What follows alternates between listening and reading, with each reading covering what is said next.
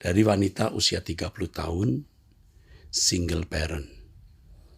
Saudara, saya belum membaca pertanyaan ini, jadi saya spontan. Lalu saya tidak menyebut nama, kecuali itu hal yang umum, mungkin saya sebut nama. Di akhir atau di pertengahan kadang. Ya, oke. Dari wanita usia 30 tahun, Salam Pak Pendeta, beberapa tahun yang lalu saya kenal dengan seorang laki-laki, kemudian jatuh hati dan melakukan hubungan suami istri. Tanpa saya tahu ternyata dia sudah beristri. Singkat cerita, saya kemudian hamil. Kami kemudian tidak bersama karena dia masih berstatus menikah. Saya melahirkan dan membesarkan anak sendiri. Semenjak itu dia selalu berusaha untuk bisa bersama dengan saya, tapi saya tidak respon. Sampai dia sudah diceraikan istrinya 2 tahun yang lalu, dan sampaikan ke saya juga saya tidak merespon. Sekarang dia kembali lagi dan menyampaikan keinginan untuk bisa kembali menikah dan besarkan anak bersama. Secara daging saya sayang dengan laki-laki ini dan ingin untuk bisa hidup bersama. Tapi hati saya selalu bertanya-tanya apakah benar kalau saya memilih untuk menikah dengan dia.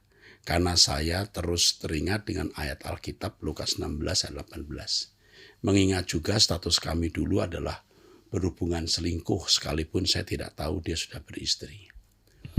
Yang pertama, kamu wanita yang ceroboh.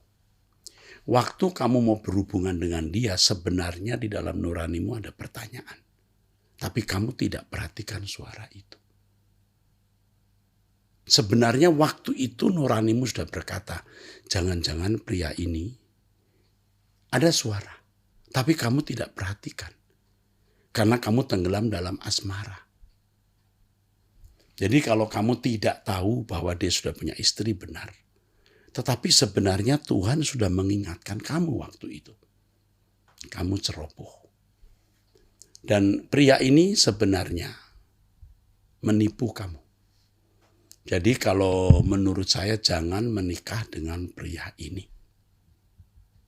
Seperti dia mengkhianati istrinya yang dulu, dia akan mengkhianati kamu suatu hari.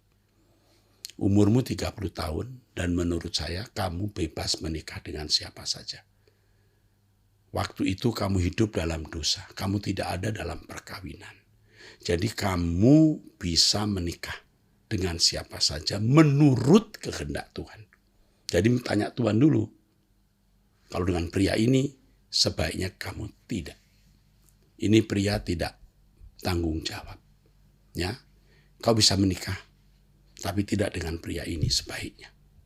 Walaupun dia bapak dari anak itu, suatu hari dia akan mengkhianati kamu, seperti dia pernah mengkhianati istrinya.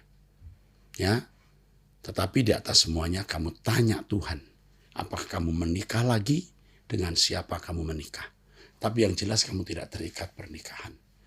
Ya, ini penting. Jangan menikah dengan pria itu. Kecuali Tuhan bicara. Tapi menurut saya dengan hikmat dan marifat yang saya miliki, pria ini bukan pria yang baik. Dia jahat. Dia sudah menipu kamu, jangan kamu tertipu 2 kali.